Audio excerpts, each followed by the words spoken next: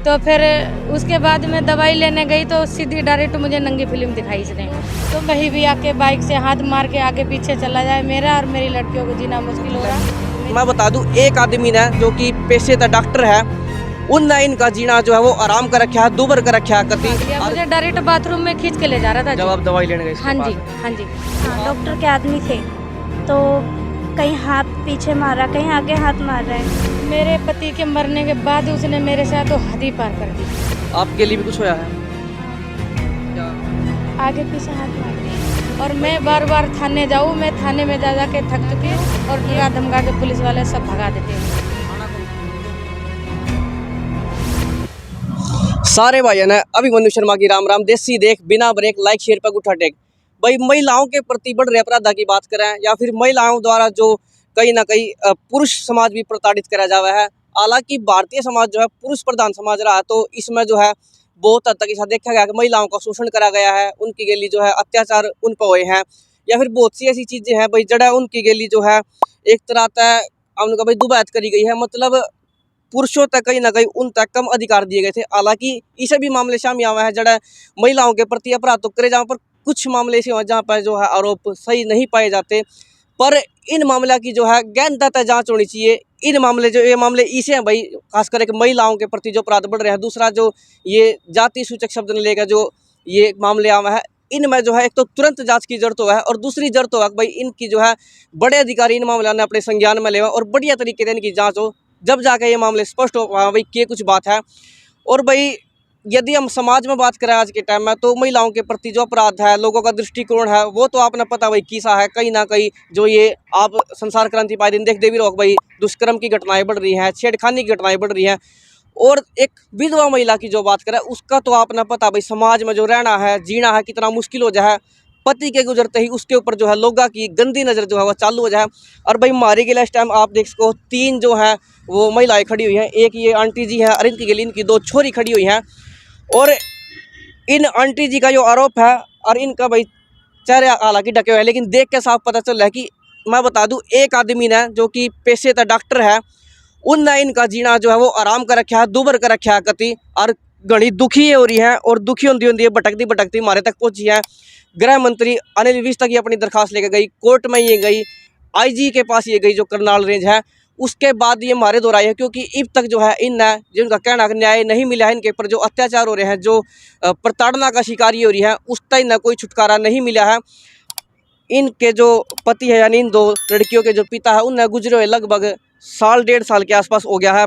जिसके बाद इनका आरोप है कि जिसके मकान में ये किराए पर आकर रही थी उसकी गंदी नज़र इन पर पड़नी चालू होगी। हालांकि इनका यो भी कहना है कि पहले तक गंदी नज़र थी, पर पति के गुजरते ही उसने जो है अपना रंग दिखाना चालू कर दिया और इनके लिए वो छेड़खानी करने लग गया। और मैं बता दूं, थाना ओल्ड इंडस्ट्रियल एरिया जो है उसके अंतर्गत ये रहने वाली है। पर बाकी जो कुछ बात है के वो मामला है वो हम ज़्यादा इन तय जानेंगे। आंटी जी ये बताओ के कुछ बात है, कब तक ये बात चालू हुई है, के कुछ मामला है? ये बात है मेरे पति के मरने के बाद। मेरे पति का मर्डर हुआ था, इसके किराएदारों ने मारा था जी। मर्डर? हाँ जी, किसने कराया था? ये मर्डर किया था, इसमें इसका भी हाथ है। कौन कौन? ये कमल डॉक्टर का भी हाथ है। इसके किराएदार है एक अमरजीत, एक संतोष और एक हिमांशु, एक सुमन ठेकेदार। चलो और बात बाद में करेंगे। आपका कहना पति का आपके हत्या करी गई थी, तो हाँ। उसका कोई मामला आपने दर्ज करवाया या फिर उस पर कोई कार्रवाई हुई है? कार्रवाई जी, पुलिस वाला ने यही कहा था कि जो आरोपी पकड़ा गया है उसने कहा है कि हमने अकेले ही मारा है, तो वो अकेले ही मतलब बंद है और बाकी सारे खुले घूम रहे, यही मुझे जीने नहीं देते हैं। आरोपी कौन था वो? ये आरोपी अमरजीत बंद है और बाकी चारों बंदे बाहर है। आप डॉक्टर कमल का नाम ले रही हो, उनके किराए पर आप रहा करो। हाँ जी, उन्हीं के मकान में रहती थी जी। रहती थी? अब कहाँ पर है? अब एक मिनट, अब कितने सालों पहले रहते थे आप वहाँ पे? वो वहाँ रहती थी 1 साल पहले रहती थी। मैं कच्चे कैंप में 20 साल से हो गए रहते मुझे, लेकिन उसके मकान में मैं 3 साल से रहती थी। और उसके पति के मरने के बाद ही मेरा मतलब कमरा खाली इसने करवा दिया, सामान सुमान फेंक दिया और मैं डरते डरते बचते बचते अब मैं इधर भारत नगर में रह रही हूँ। और मेरा जी अब भी पीछा नहीं छोड़ रहा। मैं फैक्ट्री निकलूँ, कहीं भी आके बाइक से हाथ मार के आगे पीछे चला जाए, मेरा और मेरी लड़कियों को जीना मुश्किल हो रहा। मेरी बड़ी छोरी कोठी में जाती है काम पे, बत्रा कॉलोनी से उधर क्या से काम करती है वहाँ पे? झाड़ू पोछा करती है, सफाई करने जाती है जी। अच्छा, हाँ जी। ये बड़ी लड़की है आपकी? हाँ, ये बड़ी लड़की। कितनी उम्र आपकी? 19 साल। और ये? ये 18 छोटी- साल की है। ये छोटी है, 18 साल हाँ की जी, है। हाँ जी। और कितने बच्चे हैं आपके? यही बच्चे हैं हमारे। अरे हमारे 4 बच्चे हैं जी। एक तो ये छोटा सा छोरा है, ये 2 लड़कियां हैं, एक और इससे छोटा है। चलो भाई, उन दो नाम नहीं दिखा रहे हैं क्योंकि समस्या इन तीनों के लिए, इसलिए इन नाम दिखा रहे हैं। कब तक आंटी जी आपने उसने आपके लिए छेड़खानी चालू करी और कब तक आपने लग रहा है कि उसके नज़र आपके ऊपर थी? मेरे पति के मरने के बाद उसने मेरे साथ तो हद ही पार कर दी। मेरे पति के मरने के बाद उसने बिल्कुल मेरे साथ हद पार कर दी। और मैं बार बार थाने जाऊँ, मैं थाने में जा के थक चुकी हूँ। ये कुछ भी नहीं करते हैं, धोखे से मेरे साइन करवा लेते हैं, कहते हैं कोई नहीं उसको गिरफ्तार करेंगे। उसके बाद मेरे केस में कुछ पता नहीं लगता जी। मेरे पास पैसा नहीं है, मैं पढ़ी लिखी नहीं हूँ, मुझे सारे धक्के खिला के और डरा धमका के पुलिस वाले सब भगा देते हैं मुझे। थाना कौन सा है? यही थाना है जो थाना के जी नाम भी लेना नहीं आता मुझे। कहाँ पे है थाना, ये तो पता होगा। ये लेन के पास थाना है, पीपल मंडी के पास है। भाई ओल्ड इंडस्ट्रियल एरिया थाना है लाइन के पास। आंटी जी ये बताओ, आपके पति के मरने के बाद इसने छेड़खानी चालू कर दी, लेकिन उससे पहले कभी आपने आभास होया कितने टाइम तक यो आपने जाना या आप इसने जानो? इसको मैं 10-12 साल से जानती हूँ जी, लेकिन हमें नहीं पता था इसके मन में ऐसा चल रहा। ये सब कर रहा है पति के मरने के बाद ही। तो उससे पहले इसने कोई हरकत नहीं करी? नहीं, मेरे साथ कोई हरकत नहीं की। मेरे कमरे पे नहीं जाता था, बहुत कम बैठता उठता था, बोलता था मेरे पति के साथ। हमसे इतना मतलब नहीं रखते थे हम इससे। लेकिन मेरे पति के मरने के बाद मुझे जीना मुश्किल कर रहा हम तीनों का। तो आपके पति का साथी था ये? पता नहीं जी, बस ऐसे थोड़ी सी उसका आपके पति क्या काम करते थे? मेरे पति कबाड़ी का काम करते थे जी, और मैं फैक्ट्री में काम करती हूँ। कितना समय हो गया उनको लगभग अंदाजा गुजरे हुए? उनको 1 साल से ऊपर हो गया है। मेरे अच्छा, ऐसा तो नहीं कि ये उनके साथ जो इन्होंने बातचीत चालू करी थी आया करते तो इस लालच में ही आता हो? क्या पता आता हो इसके अंदर की, मैं नहीं जान सकती हूँ जी। लेकिन ये बंदा सही नहीं है, इसने तो मेरे साथ हद पार कर दी। अब मुझे तो यही है कि इसको जल्दी से जल्दी गिरफ्तार करा जाए। हमने एप्लीकेशन लिखवा रखी, लेकिन मेरे साथ धोखा हो जाता है। आपका कहना है कि पुलिस अधिकारी, क्योंकि आप पढ़ी लिखी नहीं हो तो हाँ। आप राजीनामे पर साइन करवा लें? साइन करवा ले कि एप्लीकेशन लगाना देना है, दरखास्त देनी है तो साइन तो करना पड़ेगा। तो जी मेरे से धोखे से साइन करवा लेते भाई हैं। यो तो हम पुलिस तक पूछने की कोशिश करेंगे, पूरा मामला जो है पुलिस तक ही स्पष्ट हो पाएगा कि कुछ बात है भाई। और ऐसा करा जा रहा तो बहुत ज़्यादा गलत है। हालांकि कानून जो है वो कागरांधा हुआ है, दिखाई ना देता हो, पर कम से कम ये है कि कानून इसका मतलब ये है कि वो छोटा बड़ा नहीं देखता, सबके लिए बराबर हुआ है। आंटी जी एक बात और बताओ, जो आपके पति गुजरे थे उससे पहले आप इसके मकान में किराए पर चले गए थे या बाद में गए थे? वो जब जिंदा थे जब ही मैं इसके मकान में अच्छा, रहती थी। तो इसी के किराएदारों ने मेरे पति को मारा है। और तो उसके बाद भी आप इसके मकान में किराए पर रहे या? हाँ, 1 महीने के बाद हमसे इसने कमरा खाली करवाया था, जब मतलब मैं होश में नहीं थी, बहुत ज़्यादा सीरियस रहती थी। तो जब मुझे होश आस आया तो इसने हमसे कमरा खाली करवा दिया, बर्तन उर्तन फेंकने लग गया। बोला जो हम मतलब अपना अलग ले लो कमरा। तो फिर मैं कमरा अलग ले ली। तो फिर इसके पास मैं दवाई लेने गई, मगर हमारे पास पैसे नहीं है। तो कितने दिन पहले की बात है जब दवाई लेने गए थे आप? जो मेरे पति के मरने के 3-4 महीने के बाद की बात है। अच्छा, तो हाँ उससे पहले इसने ऐसी कोई हरकत करी थी? इसने उससे पहले हरकत की थी मेरे क्या क्या साथ। हरकत करी थी? उसने बोला कि शारदा मैं तुझे कोई चिप दूंगी, तू उसको देखा करिए, तेरा मन शांत रहेगा। तो मैं कहा जी कैसी चिप, मैं तो जानती नहीं चिप के बारे में। तो फिर उसके बाद मैं दवाई लेने गई तो सीधी डायरेक्ट मुझे नंगी फिल्म दिखाई इसने। तो मुझे गुस्सा आया, तो मैंने इसका कॉलर पकड़ लिया। फिर इसके बाद में एकदम से मुझे बाथरूम में उतावला हो गया, बाथरूम में खींचने लग गया इसने। और खींचते के साथ मेरे माथे में भी चोट आई थी और मेरे पीछे से सारे कपड़े फट रहे थे।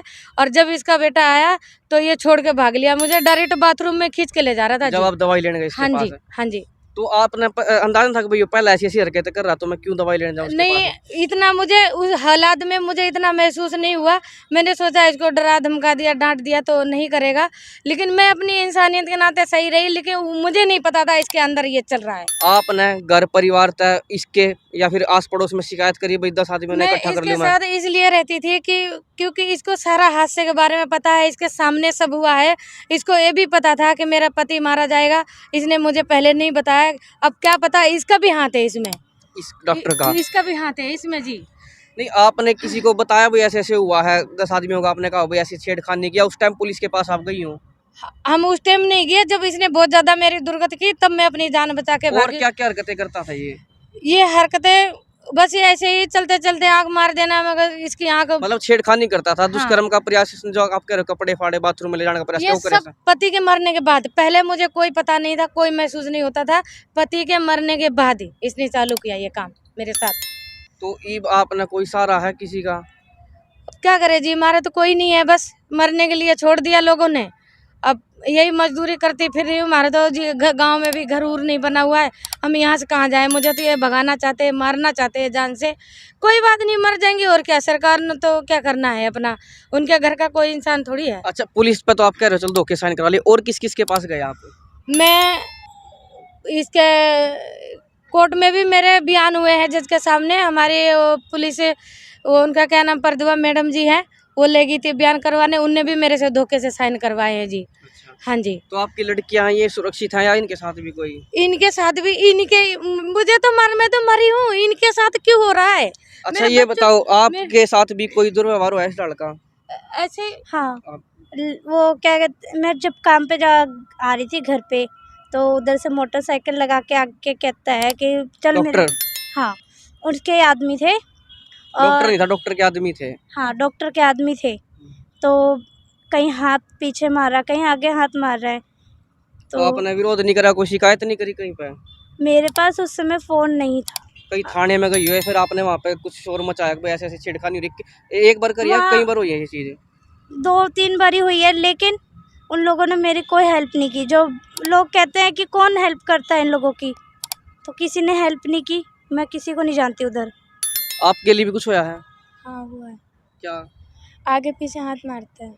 भाई एक बात है, वो तो हमने इसी बहुत सी चीज़ देखी है, अगर जब महिला झूठा भी आरोप लगा देना कहीं पर छेड़खानी का, तो वहाँ पर पुलिस तुरंत कार्रवाई कर ले, पर्चा हो जाए, अगर सुलह नहीं हो पाती। पर दूसरी बात ये भी आड़ है, इतनी कुछ बात होगी, इतनी बड़ी बात होगी, ये बड़े बड़े, मैं अपना दिखा दूँ एक बार, देखो एक बार कैमरामैन आ जा भाई, ये देख लो, यो अनिल विज के नाम जो है वो सौंपा गया, माननीय गृह मंत्री अनिल विज, हरियाणा सरकार, चंडीगढ़। यो देख लो भाई, इसमें जो है मोटा मोटा लिखा हुआ है, क्लिनिक खोलकर जोड़ा छाप डॉक्टर बैठा हुआ है, और उसने जो इन्होंने आंटी जी ने बताया वो इसमें लिख रहा है। और आगे मैं आपने एक चीज़ और दिखा दूं, ये देख लो भाई, ये मामला जो है कोर्ट में भी जा रहा है, यो भी आप देख सको हो, फाइनल फॉर्म रिपोर्ट, जो अंतिम रिपोर्ट है, इसमें धाराएं भी लिख रही हैं। हालांकि इनका जो आरोप है, कहना है भी भाई इस धाराओं के तहत के उस पर कोई भी कार्रवाई नहीं हो रही है। और थोड़ा आगे और दिखा दो आपने, ये देख लो भाई, हरियाणा पुलिस की जाँच, उन्होंने जो जाँच कर रखी इसमें, ये उन्होंने लिखे भी हुए हैं, SHO के नाम हैं, यो आप देख सको भाई, ये मोर भी लग रही है, साइन भी हो रही है इसमें, under RTI act, DSP headquarter के साइन है, इस समय के DSP के हैं, उस समय के DSP के हैं ये। और भी आप देख सको भाई, इसमें सारे कागजात हैं इनका, सारा कुछ इन्होंने लिख रखा है। ये बताया जा रहा था जी, आप IG के पास भी गए थे, करनाल रेंज के पास? हाँ जी गई थी। तो उन्होंने क्या कहा? उनसे बेटे मेरी मुलाकात नहीं हो पाई, फिर मैं जाऊंगी 2 तारीख को। उनसे गई थी मतलब आप? हम गए थे, लेकिन मेरा मिल नहीं पाए, वो कई छुट्टी पे थे। अच्छा, आपकी उम्र कितनी है? मेरी उम्र बेटे 40। उस डॉक्टर के ऊपर कार्रवाई क्यों नहीं, इसका क्या कारण है? बस जी पैसे वाला है वो, उसको तो पहुंच बहुत दूर दूर तक है उसकी तो। इसमें तो लिख रहा है जोड़ा छाप डॉक्टर, उसकी पहुंच इतनी बड़ी है। और वो तो झोला ठाप बस ऐसे ही नाम के लिए बैठा है डॉक्टर बन के, वो डॉक्टर नहीं है। उसका तो इतना बतेरा पैसा किराए में आ रहा है, उसकी तो 4-5 प्लाट है, किराएदार भी मतलब पैसे वाला आदमी है। हाँ जी, हाँ जी। आपने एक चीज और दिखा दूं भाई, एक बार कैमरामैन दिखा, ये पानीपत के लघु सचिवालय में आए हुए हैं, क्यों आए हुए हैं, किसके पास, किससे मिलना है?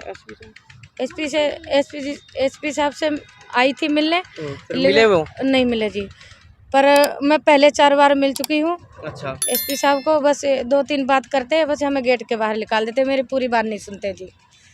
चलो भाई, हमारा निवेदन है पानीपत पुलिस अधीक्षक तक भी, और जो IG करनाल रेंज है, जो भी अधिकारी हैं भाई, न्याय जो है वो होना चाहिए सबके लिए, किसी के लिए भी अन्याय नहीं होना चाहिए, चाहे कोई भाई गरीब आदमी हो, चाहे अमीर हो, छोटा हो, बड़ा हो, कोई भी हो। न्याय जो है, कानून जो है, वो सबके लिए बराबर है, और उसकी गरिमा उसी चीज़ में है कि किसी के लिए उसके नाम पर भेदभाव ना हो। उसकी प्रतिष्ठा यही है, किसी के लिए असमानता का व्यवहार ना हो, न्याय के नाम पर, कानून के नाम पर। यह अपील है कि इस मामले में जल्दी से जल्दी कार्रवाई जाँच करके, और जो भी मामला हो सबके सामने आना चाहिए भाई, ताकि जो समाज में महिलाएं असुरक्षित है वो भावना ना रहे भाई। इस हिसाब से तो जो है फिर इनका घर बाहर निकलना, घर बाहर के तो घर में छेड़खानी करे था भाई, किसी भी ना कोई राह नहीं मिलेगा, इनका कोई सहारा नहीं होगा, तो बेसहारा होगी। क्योंकि जो पति था इनका, इन एक बार लड़कियों ने दोबारा देख लो, इनके सिर के ऊपर था इतनी कम उम्र में इनके पिता का साया जो है वो उठ गया है। इन महिला के जो है इनका जो पति है उनकी मृत्यु हो गई, तो जवानी में कैसे कभी ये विधवा हो गया है, तो कुकर ये ज़िंदगी काट देंगे। और छोटा सा एक बच्चा इनका पढ़ता भी नहीं, वो मेरे ख्याल में जो ये मरता बता रहे थे भाई, उसके सिर पे तभी इतनी कम उम्र में उसके पिता का साया उठ गया। तो भाई कुकर ये ज़िंदगी काट रहे होंगे, कुकर इनका जो है जीवन कट रहा होगा, उस बात का आप अंदाज़ा लगा इसको। और फिर इसे में कोई आदमी फ़ायदा उठाने की कोशिश कर रहा है। और सबसे बड़ी बात ना तो समाज इनका साथ दे रहा है, ना कानून इनका साथ दे रहा है जो इनका कहना है। तो हमारी तो भाई यह अपील है कि एक तो इस मामले की जो है सख्त से सख्त जांच करी जाए, और जो भी इस मामले में जो अपराधी है, आरोपी है, उस तक कड़ी तक कड़ी जो है सजा दी जाए, और जो ये पीड़ित है इन्हें न्याय मिला है। हमारी तो यह अपील है। और हमारे दर्शकों से यह अपील है कि कमेंट बॉक्स में पहले तो कमेंट करके इस बारे में जरूर बताइए भाई कि कुछ बात है, क्योंकि हमारे दर्शक भी एक मैं कहूँगा कि आड़ है न्यायपालिका की भूमिका में वे भी अपना फैसला जरूर कमेंट बॉक्स में दें भाई, इस मामले में राय दें। और दूसरा भाई, इस वीडियो ने जो है ज़्यादा से ज़्यादा शेयर कर दियो ताकि ज़्यादा से ज़्यादा लोगों तक यह पहुँचाए, और वे एक तो सजग हो जाए, एक जागरूक हो जाए, समझ जाए, और वे भी अपनी राय कमेंट बॉक्स में जरूर दे सका। कर दो वीडियो ने शेयर। मैं हूँ आपके लिए अभिमन्यु शर्मा।